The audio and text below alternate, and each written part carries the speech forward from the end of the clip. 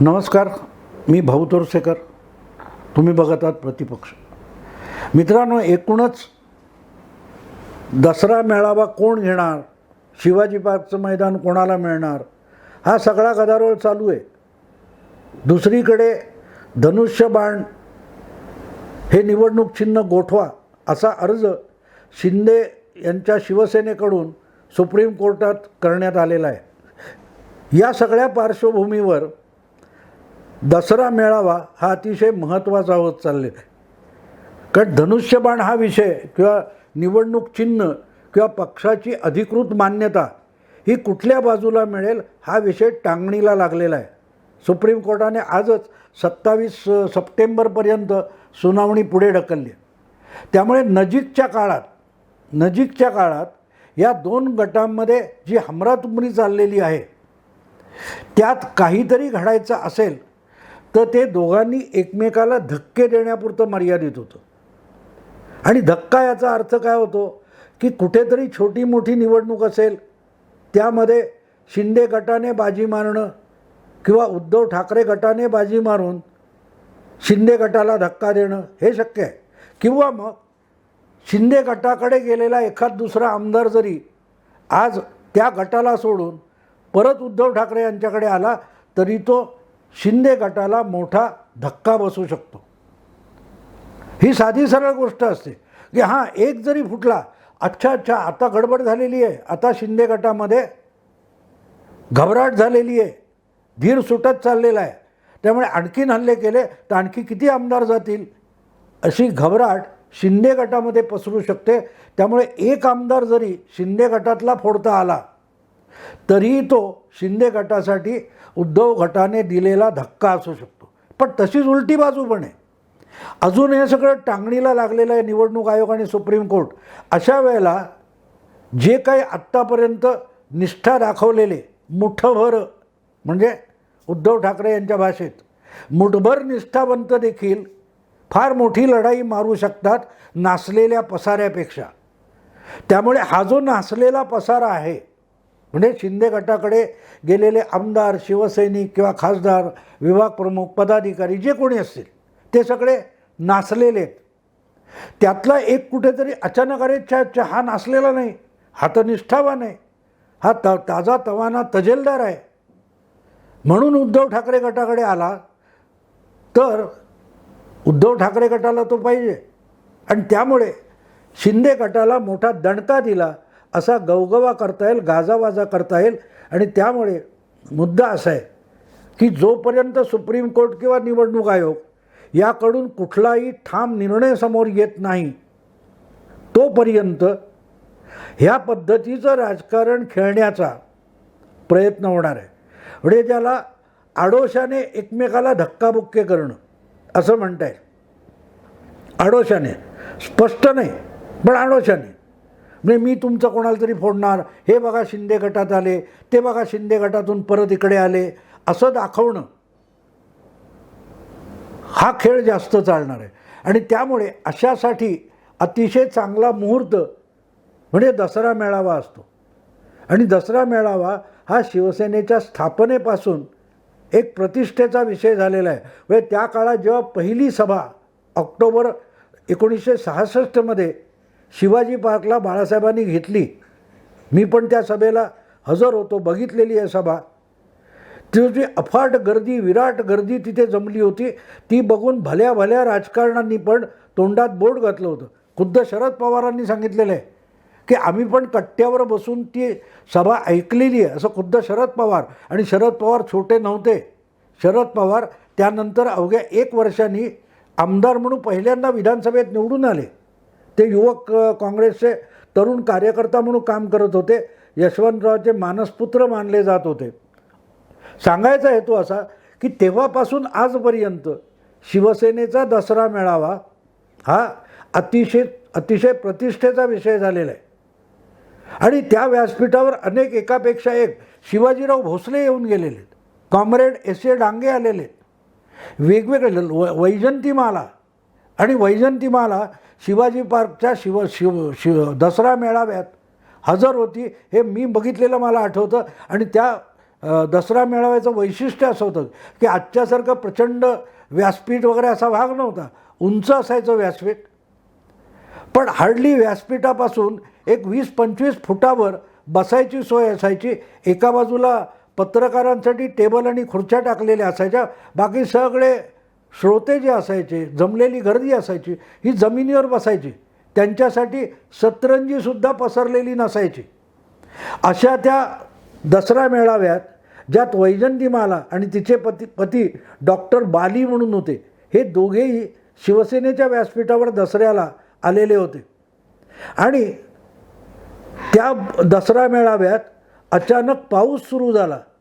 ज्या व्यासपीठावर छप्पर पण नव्हतं, मागे प्रचंड असा एक, मला वाटते त्या काळात निळा नसायचा, आपला भगवा नसायचा, निळाचा निळा असा प्रचंड पडदा लावलेला होता आणि त्याच्यावर शिवसेना, ते वाघाचं चित्र वगैरे. तर त्या मेळाव्यात एकदम धोधो पाऊस सुरू झाला, पण सभा चालू होती.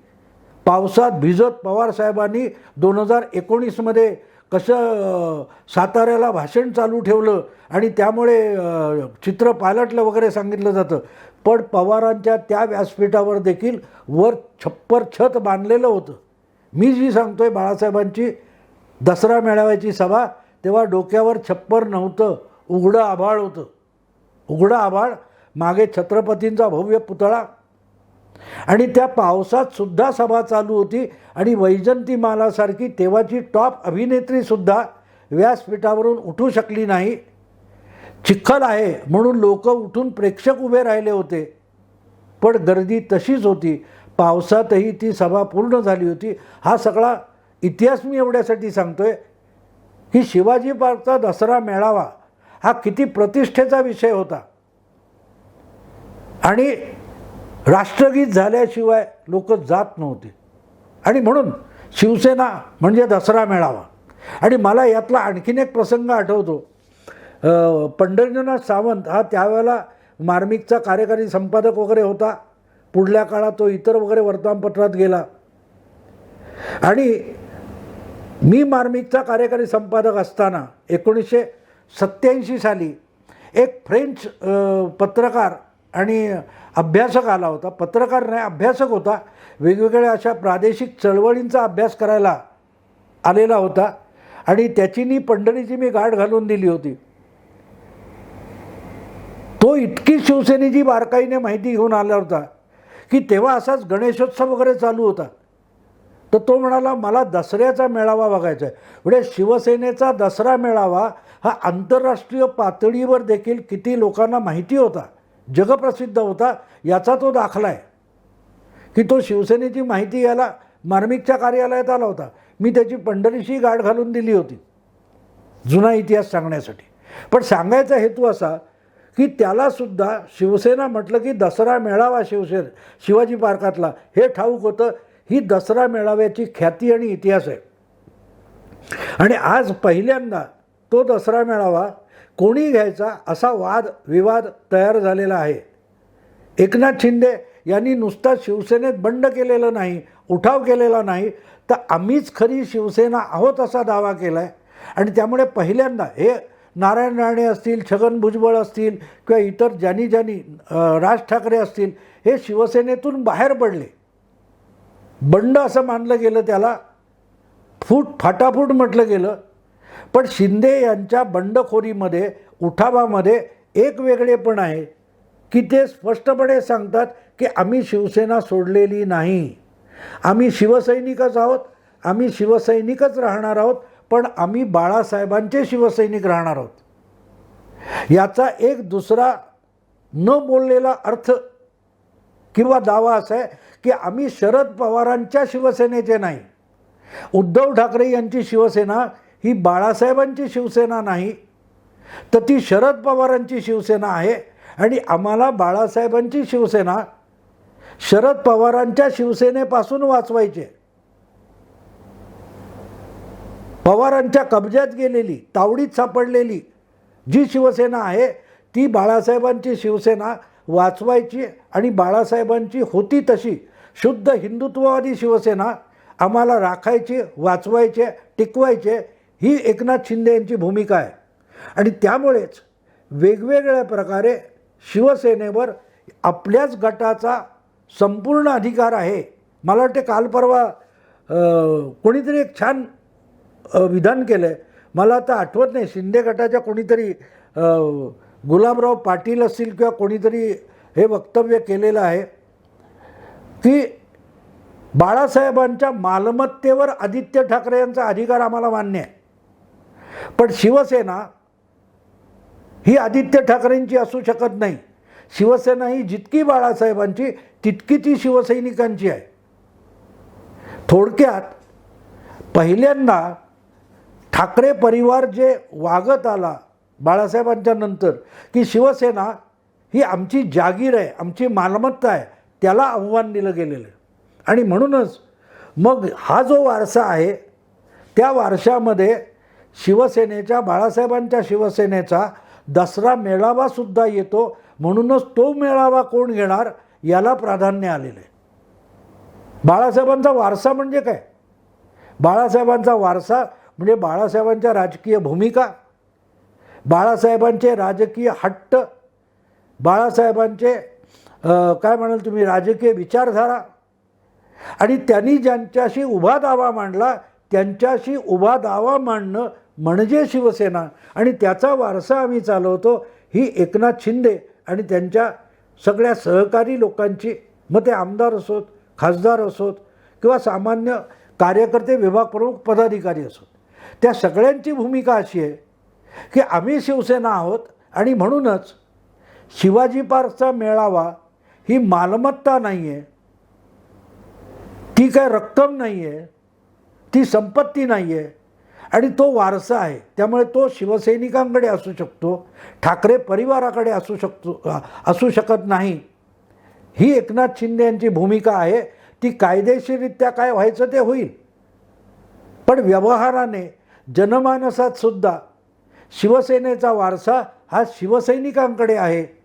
आणि ते शिवसैनिक म्हणजे एकनाथ शिंदे यांच्याबरोबर उभे असलेले, जे एकनाथ शिंदे यांच्याशी निष्ठा दाखवत नाहीत. लक्षात ठेवा, फरक एक आहे, फरक लक्षात घेतला पाहिजे. उद्धव ठाकरे म्हणतात माझ्या नेतृत्वाशी एकनिष्ठ असल्याची प्रतिज्ञापत्र आणा, बाळासाहेबांच्या विचारांची एकनिष्ठ असल्याची नाही. हा फरक आहे. आणि एकनाथ शिंदे चुकूनही असं म्हणत नाहीत की माझ्या नेतृत्वाशी तुम्ही एकनिष्ठ असलं पाहिजे. नाही, बाळासाहेबांच्या भूमिका आणि विचारांशी एकनिष्ठ असणं, निष्ठा ही बाळासाहेबांच्या विचारांशी असली पाहिजे, बाळासाहेबांच्या कुटुंबाशी आणि परिवाराशी नाही. आणि त्यातून हा दसरा मेळाव्याचा वाद किंवा वारशाचा वाद उफाळून आलेला आहे. आणि आता मी जेव्हा सुरुवातीला तुम्हाला सांगितलं आहे व्हिडिओत की अशा वेळेला त्याचा जो कायदेशीर निकाल लागायचा आहे त्याला जेव्हा विलंब आहे, जवळजवळ 8-15 दिवस वेळ लागणार आहे, 20 दिवस लागणार आहेत, 3 आठवडे लागणार आहेत. अशा वेळेला दोन्ही गटातून शांत बसून चालणार नाही. आपापलाच हक्क कसा आहे, आपलाच अधिकार कसा आहे, वारसा आपल्याकडेच कसा आहे हे सिद्ध करण्याचे दोन्हीकडून पूर्ण ताकदीनिशी प्रयत्न होणार. आणि म्हणूनच मग बारीक बारीक गोष्टीवर धनुष्यबाण आम्हाला मिळणार नसेल तर उद्धव गटाला सुद्धा मिळू नये हा दावा सुप्रीम कोर्टात केला गेला की नसेल तर निशाणी गोठवा. पक्ष खरा कोणाचा, शिवसैनिकांचा की ठाकरे परिवाराचा, हे ठरवेपर्यंत पाहिजे तर निशाणी गोठवा. हा पवित्रा एकनाथ शिंदे यांनी घेतला. याचा अर्थ सरळ आहे की प्रत्येक बाबतीत बाळासाहेबांचा वैचारिक वारसा हा आमचा आहे, हा या बंडखोर उठाव केलेल्या गटाचा दावा आहे. आणि मग तो सिद्ध करण्यासाठी एकमेकांचं खच्चीकरण करणं, एकमेकांना धक्के देणं हे डावपेच चालू राहणार आहेत कोर्टाचा फायनल निकाल येईपर्यंत, कोर्टाचा फायनल निकाल येईपर्यंत. आणि मग त्यामध्ये आज जी मी दुसरी एक बातमी ऐकली, जशी कोर्टामध्ये एकनाथ शिंदे यांच्याकडून सांगण्यात आलं की नसेल तर धनुष्यबाण निशाणी गोठवा, तसंच आणखीन एक बातमी अशी आली आहे की आजसुद्धा उद्धव ठाकरे गोटात बसलेले 2 आमदार आणि 1 खासदार किंवा अधिकचे शिवसेनेतले काही ज्येष्ठ नेते दसरा हा मुहूर्त साधून सीमोल्लंघन करण्याची शक्यता आहे. याला धक्कातंत्र म्हणतात. की आजसुद्धा असे अनेक लोक हे उद्धव ठाकरे गोटात आहेत किंवा कदाचित ठेवलेले आहेत की तिथे काय शिजतंय त्याची खबर बाहेर यावी, शिंदे गटापर्यंत यावी, यासाठी असे काही लोक ज्यांची निष्ठा ही पूर्णपणे उद्धवरावांकडे नाही आहे त्यांना तिथेच ठेवलं आहे. कारण आत काय शिजतंय ती माहिती शिंदे यांच्याकडे, शिंदे गोटाकडे आली पाहिजे. तर असे लोक दसऱ्याच्या मुहूर्तावर सीमोल्लंघन करण्याची शक्यता वर्तवली जात आहे आणि ते शक्य आहे. अगदी बातमी देण्यानंतर उद्धव गोटातला कोहिनूर हिरा सुद्धा जाण्याची शक्यता आहे. आता कोहिनूर हिरा म्हटल्यावर मनोहर जोशी हे वेगळं सांगायला नको. एकनाथ शिंदे किंवा इतर बंडखोरी करणाऱ्यांना जितकं अपमानित उद्धव ठाकरे यांनी केलेलं नाही त्यापेक्षा भयंकर अपमानित मनोहर जोशींना करण्यात आलं. जो माणूस बाळासाहेबांचा अत्यंत लाडका सहकारी होता, सावलीसारखा बाळासाहेबांबरोबर राहिला, पहिला स्थायी समितीचा नेता, स्थायी समितीचा अध्यक्ष, महापौर, विधानसभेतला पहिला विरोधी नेता, तुमच्या राज्याचा पहिला शिवसेनेचा मुख्यमंत्री, लोकसभेचा सभापती, इथपर्यंत सगळे बहुमान ज्यांना बाळासाहेबांनी दिले त्यांनाच बाळासाहेबांच्या निधनानंतर, निर्वाणानंतर शिवाजी पार्कच्याच दसरा मेळाव्यात अपमानित करून पिटाळून लावण्यात आलं होतं. विसरला नसेल मित्रांनो तर. मला वाटते 2012 किंवा 13ची गोष्ट आहे की मनोहर जोशी दसरा मेळाव्यासाठी शिवसेनेच्या व्यासपीठावर आले तेव्हा त्यांची हुर्यो करण्यात आली. त्यांनाही आजच्यासारखं गद्दार गद्दार वगैरे अशा आरोळ्या ठोकून, घोषणा देऊन अपमानित करण्यात आलं होतं. शेवटी व्यासपीठ सोडून भाषण न करता मनोहर जोशी तो मंच सोडून गेले होते. आणि मला वाटतं की शिवसेनेतल्या या मानपमान नाट्याची सुरुवात ही तेव्हापासून झाली. आधी ठीक आहे, राणे, राज ठाकरे हे गेले ती गोष्ट वेगळी होती. पण बाळासाहेबांच्या निर्वाणानंतर निष्ठा असली तर माझ्या चरणी, नाहीतर तुम्ही शिवसैनिकच नाहीत, अशी जणू काय अट उद्धव ठाकरे यांनी घातली. त्यांच्या भोवती असलेल्या त्यांच्या अत्यंत निष्ठावानांनी, जे तेवढी निष्ठा दाखवत नाहीत त्यांना अपमानित करून पिटाळून लावण्यापर्यंत डावपेच खेळले. त्यातला पहिला बळी मनोहर जोशी होते, जे शिवसेनेचे पहिले मुख्यमंत्री होते आणि जे कोहिनूर उद्योग समूहाचे प्रमुख संस्थापक म्हणून ओळखले जातात. तेव्हा मनोहर जोशी गेले तरी आता ते फार मोठं, पण धक्का म्हणून मनोहर जोशीसुद्धा गेले असं लोक बोलणार आणि त्याला फार महत्त्व असतं मित्रांनो. मनोहर जोशी यांचं राजकीय वजन किती बाजूला ठेवा, पण मनोहर जोशीसुद्धा गेले, मग बाळासाहेबांबरोबरचं राहिलं कोण, अशी चर्चा जनमानसात होते. ते सुद्धा एकनाथ शिंदे यांच्यासाठी खूप किमती वस्तू असू शकते, मौल्यवान घटना असू शकते. आणि त्यामुळे मनोहर जोशी असतील किंवा आणखीन कोण, एक खासदार आहे त्याच्यात म्हटले. आता हा खासदार कोण आहे मुंबईतला हे अगदी नेमकं सांगायची गरज नाही. एकनाथ शिंदे गेल्या काही काळात मुख्यमंत्री झाल्यानंतर कोणाकोणाच्या घरी भेटी देऊन आले याच्यावर नजर टाका, मग तुम्हाला ही नावं सापडू शकतात. पण दुसरा एक भाग लक्षात घ्या, मला असं वाटतं की आजही काही लोक हे जे काय 15 आमदार उद्धव ठाकरे यांच्या सोबत राहिलेले आहेत त्यामध्ये किती लोक खबरे म्हणून ठेवलेत हे सुद्धा महत्त्वाचं आहे. कदाचित उद्धव ठाकरे यांनाही त्याचा अंदाज असावा म्हणून काल परवा जेव्हा मातोश्रीवर बोलताना उद्धव ठाकरे म्हणाले की अजूनही ज्यांना जायचं ते जाऊ शकतात, असतील त्यांनी निष्ठावान असलं पाहिजे, म्हणजे उद्धवनिष्ठ असलं पाहिजे. जे बाळासाहेब निष्ठ असतील त्यांनाही जायला हरकत नाही, असलात राहायचं असेल तर उद्धवनिष्ठ म्हणून राहावं लागेल असा इशारा उद्धव ठाकरे यांनी दिला आहे. त्यामुळे असे जे राहिलेले आहेत आणि ज्याला आजही शंकेच्या नजरेने बघितलं जात असेल असे लोक विजयादशमीला सीमोल्लंघन करतील ही शक्यता आहे. आणि एकनाथ शिंदे ज्याप्रमाणे म्हणतात आणि वागतात की मी बोलत नाही, मी करायचं ते करतो, त्यांच्या शब्दावर विश्वास ठेवायचा, तर मग सीमोल्लंघन होण्याची शक्यता दाट आहे. मित्रांनो, आत्ता इथेच थांबतो. तुम्हाला व्हिडिओ आवडला लाईक करा, शेअर करा, प्रतिपक्षाला सबस्क्राईब करा. नमस्कार.